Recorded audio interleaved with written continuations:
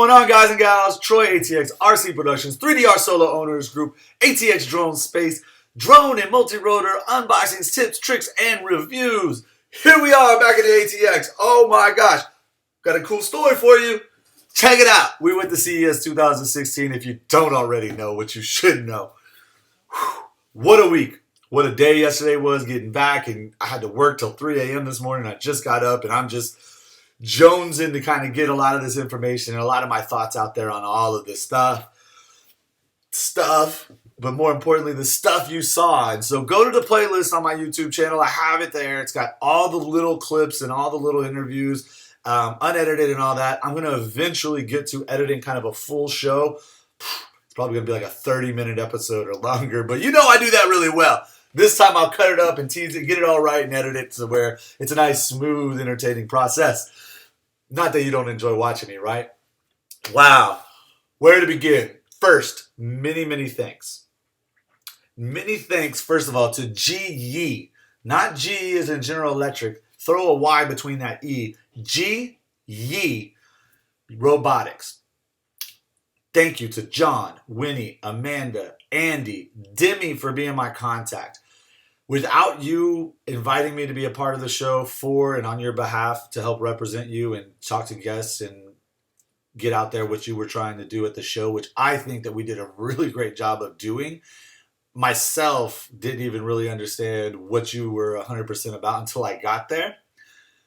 It was awesome. Steven, my main man from the show that also was there on their behalf, couldn't have been a better guy to go to the show with. And I just want to say thank you for everything that he did.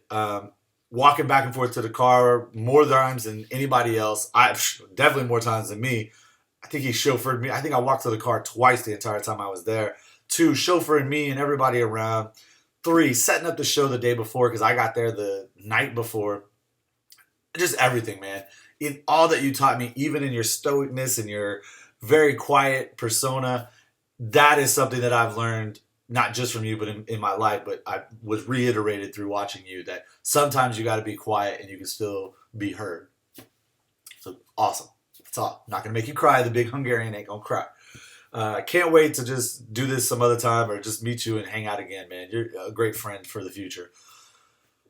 Others involved in this. Thank you to Multi-Rotor Mania, Brian Paddock. You got me the copter. Granted, it was a day and a half before I left, and I stayed up an all-nighter trying to get it together, and that just didn't work because I was frazzled, and who knows what I screwed up, but something's not right in there. I got to rebuild it. So I didn't have a 4-inch rig.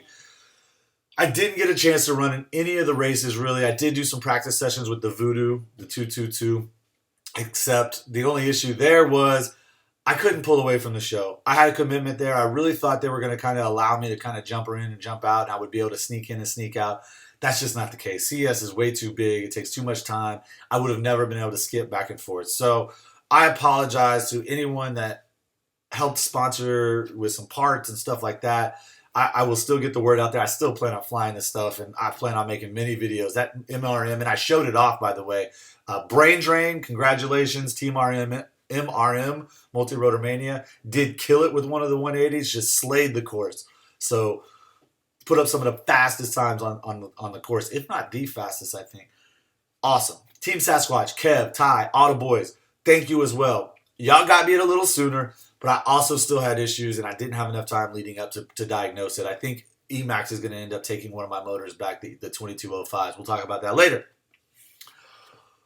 Who else do I thank? So many people. Chris Thomas, Joe Scully for organizing, Harrison Gale, Mark, all you guys for putting XDC and making it a reality.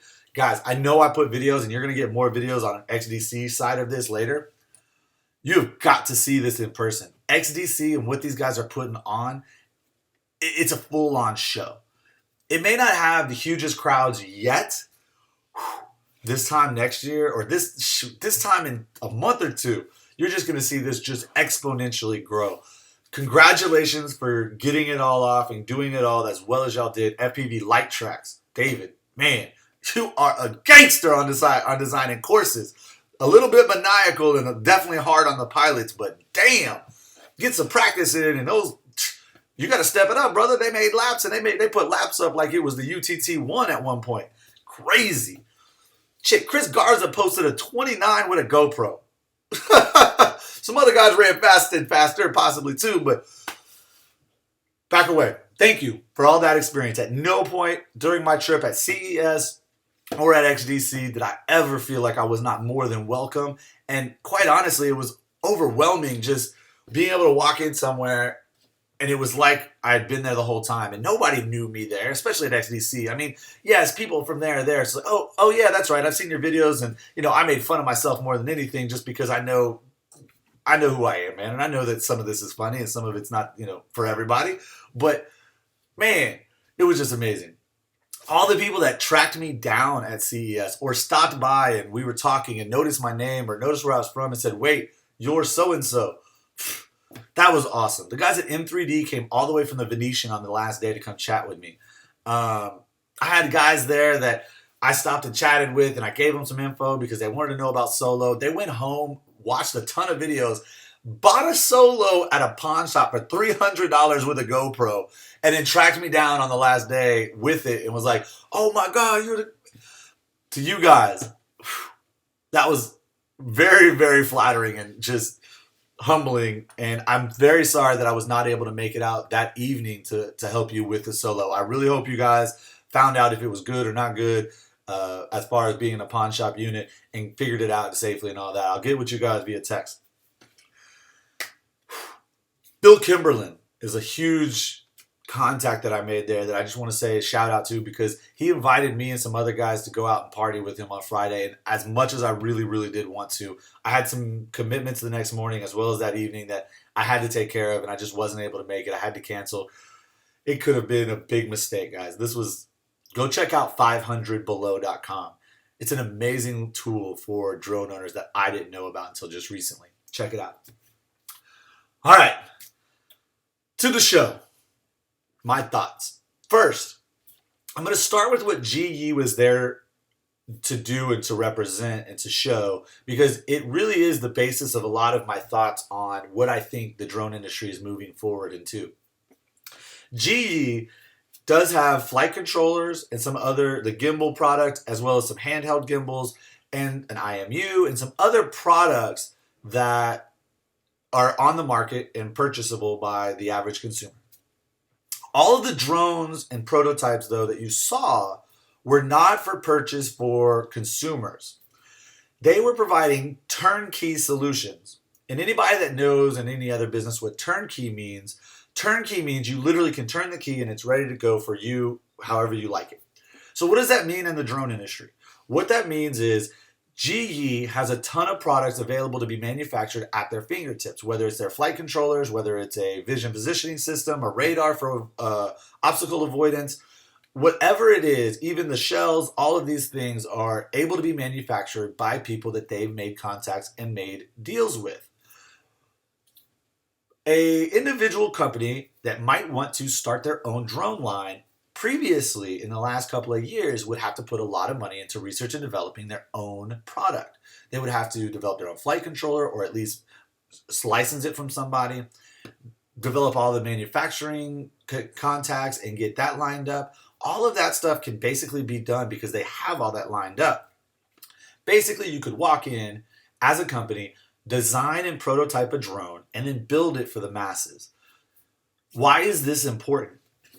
I wasn't at CES ever before, but I have been watching the industry from a consumer perspective, and I can say that in the last 2 years, 18 months really, it has really shifted from a DIY or do-it-yourself kind of being the top of the food chain because you could really package everything you wanted and had more powerful hardware into a more consumer-friendly, but even professionally used, already all-one solution out the box. So consumer ready. Hardware in that time frame has basically caught up to a point where there's not a lot of hardware that's going to be developed in the upcoming months, at least not by small companies. In the prior years, the smaller companies, even DJI when they started, were technically the small guy, right? Nobody knew of them or what they were doing. They were the first really to do the consumer stuff. But all of those people, all of those companies used to fight for the next big hardware thing. So last year and the years before, it was, I've got this great hardware product and you don't. Those people don't, but we do.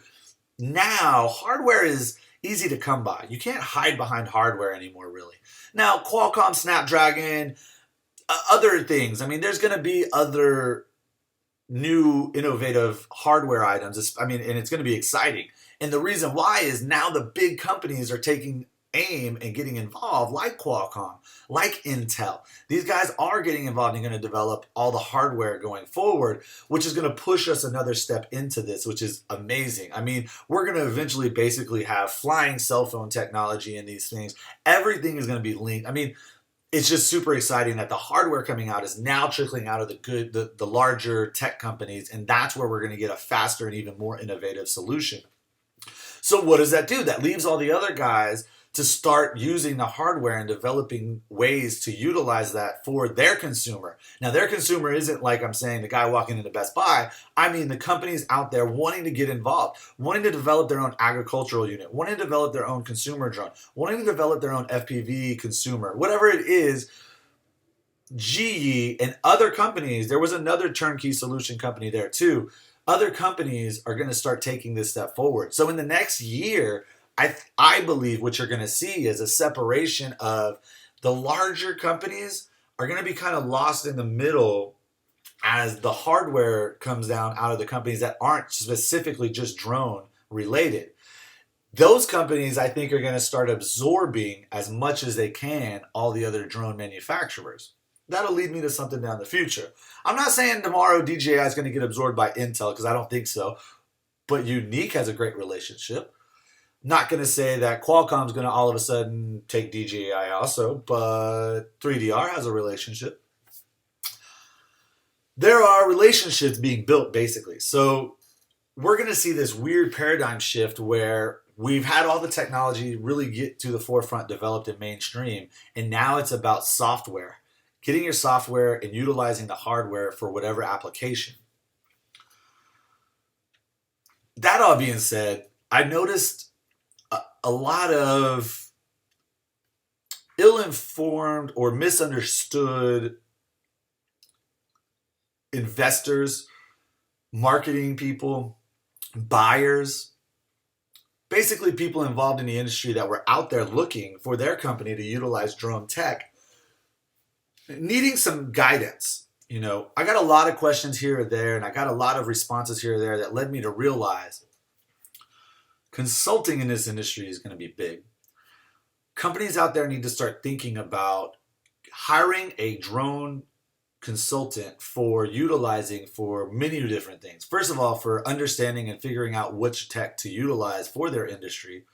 2, for being able to relate that product and utilize it in the best way for their industry or their company.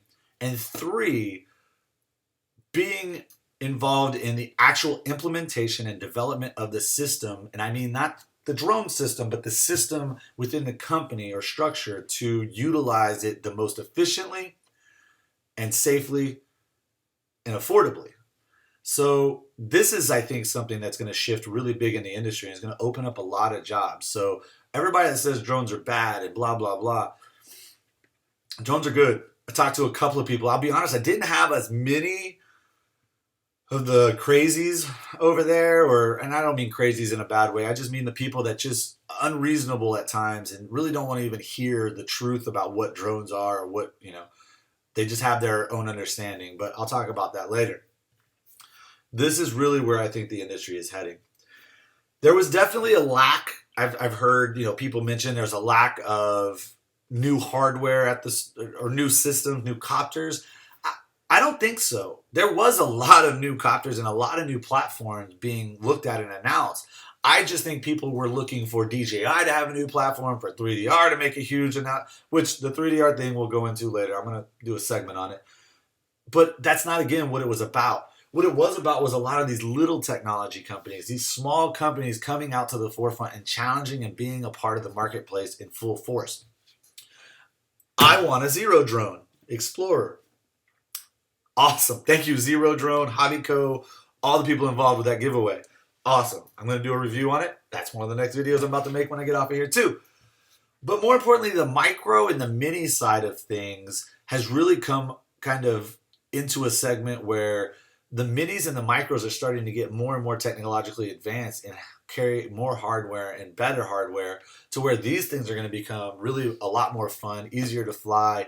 And I think this is going to be good for the consumer market. I think we're going to have a lot of new choices that will help get people into the drone category without having to go so full scale, which is kind of what we're having issues with inexperienced and ill-informed people grabbing full-scale copters and registration, blah blah blah. So the small hardware is getting better, faster, smaller, and easier to use. Large hardware is about to get huge revamps as far as the big tech companies come in and just revitalize them and become new tech. And that's going to take us one step further and kickstart the next generation of development. I mean, it's going to come. It's going to be cycle after cycle after cycle. And if you ask me, the drone industry, after seeing all of it come together at CES, is going to blow the doors off of cell phones and computers and the revolutions that we saw with that and evolutions. We've seen computers go from, giant garage-size bricks to small devices that we can carry, small chips basically that are full-size computers. This, I don't think it's going to keep reinventing itself. It's never going to continue or never going to really end because, as we know, there's just too many areas that drones can be a part of our lives. Whether it's the same technology that's used in drones being used also or utilized, cross-utilized in automated vehicles on the road, self-parking vehicles, all of these technologies are trickle-downs in part of the same larger picture.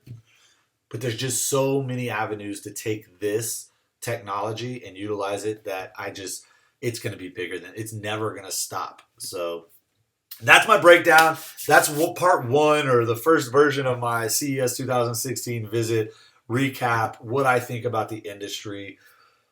I can't wait to go to another trade show. I can't wait to make some more contacts. I'm going to use the contacts I got. I'm going to see what we can put together. Please, good thoughts, happy thoughts. Wish me the best of luck because I really hope to turn what I'm doing at CES this year into something that I can do and share for many, many years to come. So thank you. I have already technically been invited back by GE to go next year. They even got me some business cards already, which was really, really very flattering and a little odd just because of the timing of it. But I appreciate it. Thank you, GE. Thank you, John. Thank you, Winnie. Thank you, Amanda. Thank you, Bingo. Thank you, Steven and Demi. Thank you to everybody. I'm sure I left people out. The pilots of XDC and CES, but we'll talk about that later. Thank you. You all have a great night, great day. Fly safe, fly smart, fly for fun. Just fly something. Get out there and just enjoy it. Peace.